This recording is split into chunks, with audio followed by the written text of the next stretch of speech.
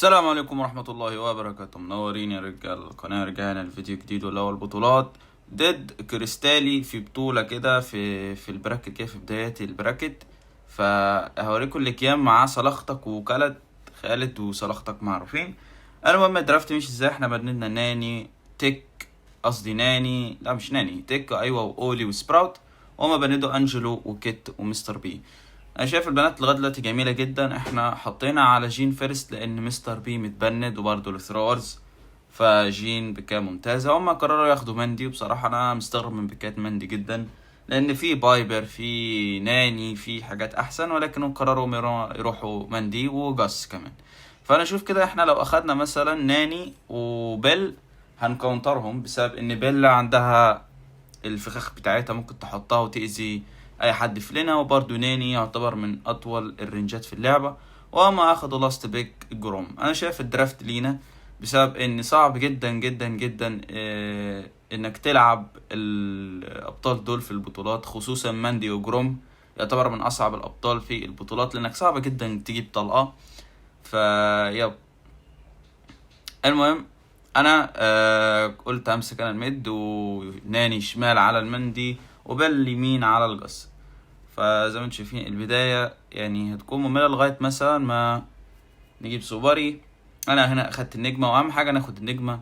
هنا جوجيتا جايب تريد مع كريستالي، و بيل عاملة هولد في اللين. وهنا بشوفوا صعب جدا جروم يجيب طلقة عليه لانه يعتبر من اصعب الابطال اللي انت تلعب بيهم في البطولات. فيعني ما حسوش ان هي بكاية حلوة خالص. انا اكره جدا الابطال اللي هي تعتمد على خطأ الغير. يعني انا لو وقعت في ضربة الجروم يبقى غلطة مني، وقعت في ضربة مندي تبقى غلطة مني، لانه سهل جدا تدوج الابطال دول. هنا دبل تاب حلوة من كريستالي، بس هو في الاخر ضيع السوبر. هنا دي ضربة من جروم هنا عليا بالغلط، كانت غلطة مني. انا هنا كنت لازم ادخل اجريسيف، بس قلت احنا معانا الليد، يعني ما اظنش انا محتاج ادخل. هنلعب بس على اخطاء. انا لقيت ان هم دمهم قليل، قررت اطلع شويه ادي شويه ضربات للجاس، وفعلا نجحت شويه ان انا عبيت سوبري، نص سوبري. فدي حاجه كويسه جدا هنحتاجها في اخر الجيم. هنا قررت ان انا اساعد جوجيتا لان دمه قليل. دايما كجين حاول تبص على دم اللي معاك عشان لو تقدر هيلهم هتفيدهم جدا. وشايفين ترابات بيل على اليمين، مستحيل جاس يتقدم. المهم هنا كريستال جاب كلاية حلوة على جوجيتا. لحد دلوقتي يا جماعة الليد عندهم، فنحاول ان احنا نضغط ونجيب الجيم. هنا ضغطتهم، بس بيل ماتت موتة وحشة كيمو من الجاس. هنا جوجيتا دخل لوحده وانا شايفها غلطة كمان، وهنا غلطة ان انا اموت. فهنا بصراحة احنا غلطنا اكتر ما هم لعبوا بصراحة. فهنا دي كانت غلطتنا ان احنا اديناهم الليد والكيلات في البداية. فكده لغاية دلوقتي اخدوا هما الراوند الاول. انا قلت لهم شباب حاولوا دايما تلعبوا سيف، خلي الوضع امان على قد ما تقدر. وقلت لكوكيتا حاول يعني ما تبقاش ثابت في لينك. يعني انا شايفه هو لما بيبقى ثابت في مكانه ماندي بتعرف تجيبه بسهولة. فانا قلت له امسك انت الشمال زي ما انت، ما تبدلوش، بس حاول تتحرك كتير، خليك روح يمين شمال يمين شمال. بس شايفين هو قرر برضو انه يقف في مكانه فاخد الضربة. فانا اخدت هنا النجمة، واهم حاجة ناخد النجمة لان لما بتاخد النجمة بتبقى معاك الليد طول الجيم. هنا جبت كلاية حلوة جدا على الجس، فمعانا ليد 3-0 بالنجمة الزرقاء كمان. فانا يعني مهم جدا ان انا مموتش. انا لو مموتش يعتبر تقريبا اخدنا الجيم. انا في نص طريق السوبري، ووضع حلو جدا. زي ما انتم شايفين جوجيتا اهو بيروح يمين شمال، بس هو يعني راح يمين قوي، فاهم. هنا جاس وقع في التراب بس قدر يجيب كيمو، فهم فاضل لهم كلها يجيبوا الليد. هنا جاس ادالي البيك شوت، وانا كنت قريب جدا على سوبري، فالوضع عادي لحد ما اجيب سوبري. هنا جروم عرفت ان معاه الجادجت التانية، فعرفت ان انا لو معايا السوبر اقدر اسحبه. فهنا جبت سوبري سوبر حلو من كريستالي. الليد معاهم 3-4 لحد دلوقتي. المهم انا قلت يا شباب عادي نستنى لغايه لما واحد فيهم يتقدم واسحبه. ملاقيش حد اتقدم، خلاص احنا اللي اتقدم. اتقدمت شويه لغايه لما عرفت ان جروم ورا خالص، فانا قلت دي غلطه. فلقيت كريستالي قدامي فسحبت كريستالي واخدنا الليد. فكانت يعني غلطه من كريستالي، كان لازم يرجع ورا شويه كمان. المهم معانا الليد، اي حد فيهم ينفع يموت الا انا مستحيل اموت، لان انا لو مت هما هياخدوا الجيم. فلغايه دلوقتي الوضع ممتاز، بس جاس عامل ضغط عليا، وقع في التراب بيل، مفترض بيل تشيله، وده حلو جدا. دي من مزايا بيل يا جماعه، التراب بتاعها الجاجيت اسطوري.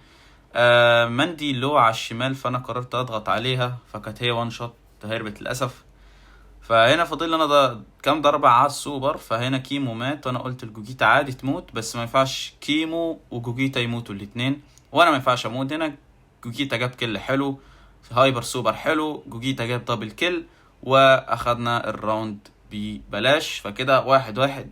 انا اشوف الفرق الوحيد اللي حصل في الجيم ده بان جوجيتا لعبها احسن من حيث الدوج والكلات، لان يعتبر ناني من احسن الابطال في ماب الشوتنج ستار، فالمفترض اي بطل ضده يكسبوا في اللين، فلو خسروا تبقى غلطة منه. فجوجيتا ابدع في الراوند التاني. الراوند التالت بقى نفس الكلام، انا وظيفتي ان انا اخد النجمة الزرقاء. هنا اهو دخلت ضغطة حلوة، انا كنت وان شوت بصراحة، دي غلطة مني، كان المفترض اتقدم. كلاية حلوة جدا من جوجيتا على كريستالي. تمام. نب معانا الليد، ما فيش اي حاجة لازم نعملها، بس نفضل عايشين وقاعدين ورا. ف هنا هنا احنا عاملين لينا ضغط جامد بصراحة، بس مفيش مشكلة طالما ما حدش فينا مات او دمه قليل، فدي عادي جدا. هنا جوجيتا جاب سوبر، قلت له ما تفتح الحيطة اللي على الشمال احسن. انا شايف لو هو فتح الحيطة اللي على الشمال كانت احسن. المهم تبات حلوة من كيمو، هنا كان الجاس وان شوت، نايس كيل من جوجيتا على الجروم. وهنا المفترض كيمو يجيب جاس، وجابه فعلا.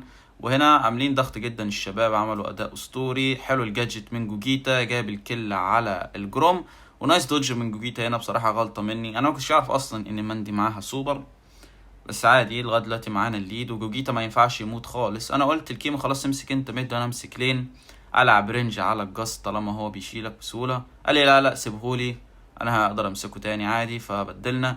هنا كريستالي ضيع سوبر، والجروم جيب تابات حلوه بصراحه، بس برضو مش هيقدروا يعملوا حاجه لان انا قريب على السحبه، وهم عارفين ان انا قريب على السحبه، عشان كده بيلعبوا سيف قوي. هنا حلوه التابات من كريستالي، بس ما قدرش يجيب الكل. انا فاضل لي هنا ضربة على السوبر، فانا حاولت اضغط على قد ما اقدر على الجاس. نايس كيل هنا من كيمو، نايس كيل من جوجيتا. بصراحة الشباب ما قصروش في اللعب، انا تقريبا ما عملتش حاجة. هنا كيل حلو من كريستالي، والكريستالي غلط يا جماعة بان هو ضرب سوبر بعدين هايبر، افترض هايبر وسوبر، بس المهم هو جاب دبل كيل حلو، بس كده كده مش هيقدر يكسب الجيم لان احنا معانا الليد كده كده. وبس شباب كده اخدنا احنا الست الاول. بصراحة تيمي كراني، بس انا اشوف الغلطة كلها في الدرافت من التيم الخصم. بصراحة جروم ومندي بيكات صعب جدا انك تلعبها في البطولات. شوف لو في بيكات احسن يكون في درافت احسن. نخش على الست اللي بعده اللي هو بريدج تو فار خزنة. هما معاهم فيرست بيك، فاحنا قررنا نمند تشاك انجلو وتشاك من اقوى الابطال هنا، وكمان بندنا ايف، لانه احنا ممكن ناخد داريل لاست بيك، لان ايف قويه جدا في الماب ده، حلوه على البايبر، حلوه على البيل، حلوه على البو، وبتمشي على الميه، ويعني بطله شبه متكامله في الماب ده. المهم شفنا هما اخدوا بو على طول، قلنا ناخد حاجه اجريسيف، ناخد كازي. انا كنت عايز اخد ليلي، بس كيمو اقترح لي، قول لي خد انت بوني احسن، فانا حبيت جدا بكايت بوني فانا اخدتها. المهم انا شايف لغايه دلوقتي درافت لينا، لان بكات بو فيرست غريبه بصراحه. هما اخدوا 8 بت، بعدين قرروا ياخدوا تقريبا ليلي، اظن ليلي. فاشوف ليلي غلط، لان انت كده ساعتها يعني احنا كده ممكن ناخد داريل، ممكن ناخد كارل، ممكن ناخد اي حاجه عندها مدى وتحرك سريع. انا شايف ان ليلي غلط بسبب ان في بوني. يعني حاول دايما لما يبقى ضدك بوني ما تجيبش ابطال اجريسيف قوي، لان بوني هيبرها بصورها قويين جدا. يعني على رأي الخازوق لما نزل فيديو، لما بوني ينزل لها هايبر هتكون اقوى بطلة، وهي فعلا اقوى بطلة، بياخدوها في كل البطولات، فتعتبر من اقوى الابطال حاليا.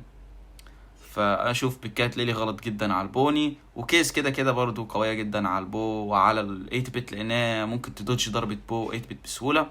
المهم انا ضدي 8 بت في اللين، و 8 بت هو كريستالي على ما اظن. هنا جوجيتا دخل بس مات، بس عمل تريد حلو مع البو. مفيش مشكله. انا وظيفتي بس ان انا اهولد وادافع لغايه ما اجيب سوبري وهايبري وادخل. هنا كلاية جميلة على الليلي على الشمال. هنا 8 بت مش عارف ضرب الجادجت على الهوا وبس هو جاب سوبر. انا هنا جبت سوبري، قلت ان انا اضغط عليه الاول واشيله. هنا كان وان شوت ومفترض انا وكيمو شلناه، هنا ياب شلناه. وهنا قررت ان انا اشيل السوبر وانط على البو وشيلته. نايس كده، انا معايا هايبر سوبر، قصدي هايبر بس. فانا وظيفتي بس ان انا اهولد اللين لغايه ما اجيب سوبر واستنى اللحظه المناسبه وان انا ادخل. بس انا هستنى تيم يشيل الدرع الاول. شالوا الدرع حلو جدا كده، هما شايلين درع احنا شايلين درع، فالوضع متقارب شويه. هنا ليلي كانت معاها هايبر فقلنا نفوكس عليها. هنا شالت كيمو وانا هنا جبت كلاية جميلة جدا بصراحة، كلاية مهمة قوي. هنا كوكيتا عمل شغل جبار بصراحة، شال الدرع التاني وشال البو والايت بت ورا، فلعبة ممتاز منه جدا. انا محافظ على الهايبر السوبر بتاعي، مستني ضغطة حلوة من تيمي. هنا لقيت وقت مناسب ان انا ادخل. هنا ركزت ان انا ادمش على الخزنة اكتر حاجة وما اقتلش البو، لان هما كده كده في الريسبون فمش محتاج اقتله. احنا كده شايلين، احنا كده الدرع كله، هما شالوا بس درع واحد. فلغايه دلوقتي الليد معانا.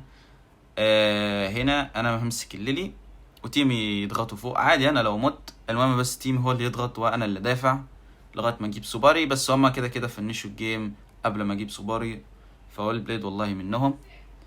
فهقولها تاني، بوني تعتبر من اقوى الابطال في اللعبه حاليا. انصح يعني تاخدوها مش بس في البطولات، تاخدوها في الرانكد وفي الكؤوس.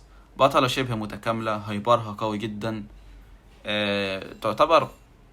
تعتبر مش عارف، صعب جدا تكونترها. ممكن تكونترها بشارلي، ممكن تكونترها بمستر بي، بس في الخزنة صعب تكونترها بسبب مداها والسوبر بتاعها، حتى دمها كتير. فالمهم يا جماعة رجعت تاني، وهنا انا شفت 8 بيت مع ليلي مدبليلي، ان انا شايفها غلطة بسبب ما ينفعش تدبل اللينا على كار لان ممكن يجيب فاليو حلو عليكم وغير الجادجت النار بتاعته. المهم هنا جوجيتا شال بو وعمل دامج محترم وشلنا الشمال كله. فلغاية دلوقتي الليد معانا يعني مش عارف، انا شايفه اوت درافت واوت سكيل برضو. الموضوع شوية سهل، لكن يعني انا اشوف لو درافتهم احسن يعني ممكن الجيم يكون متقارب. بس الدرافت مش احسن حاجة منهم. هنا كل حلو على الليلي من كيمو. هنا قلنا نبدل اللين، نخلي ليلي على اللين الفاضي بحيث انها تضغط وتعمل دامج. وفعلا مسكت اللين اليمين على البو، ده اللي احنا عايزينه. ماينات بو اللي بالمد دي انا مش هشيلها لغايه لما اشيل اللين الشمال مع كيمو. حلو، جبنا هنا الكل على ال8 بت. انا معايا هايبر سوبر، قررت ان انا اضغط واشيل الدرع. انا قلت ما نطش لان 8 بت معاه سوبر درع، لكن انا لقيت مثلا انا معايا هايبر ودخلت. فهنا طالما انا شلت الدرع فانا دخلتي صح جدا. اظن ان الهايبر ما كانش ليه داعي، لان الهايبر كان احسن اخليه للدفاع او مثلا اخليه لو انا نطيت على حد، بس مش مهم. شلت الدرع وده اهم حاجة. هنا وقعت في الماين لانها نسيت ان انا اشيله. هنا الليلي جابتني. وهنا هايبر بو، انا شايف هايبر بو وحش قوي، مفترض كان يحطه على الخزنة بالظبط عشان يعمل دامج.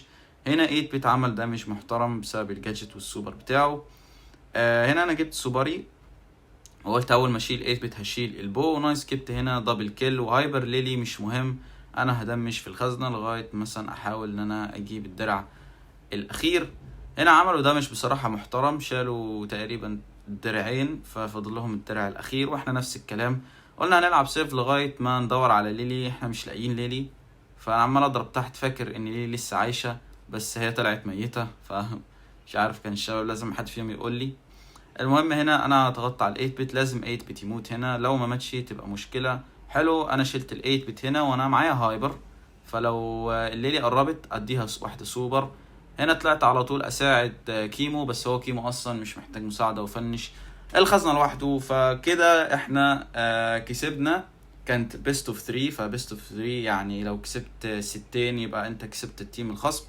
وكده احنا كسبنا ضد كريستالي اللي يعتبر من اكبر صناع المحتوى الرانكد واحتراف برول، يعني خلينا نقول.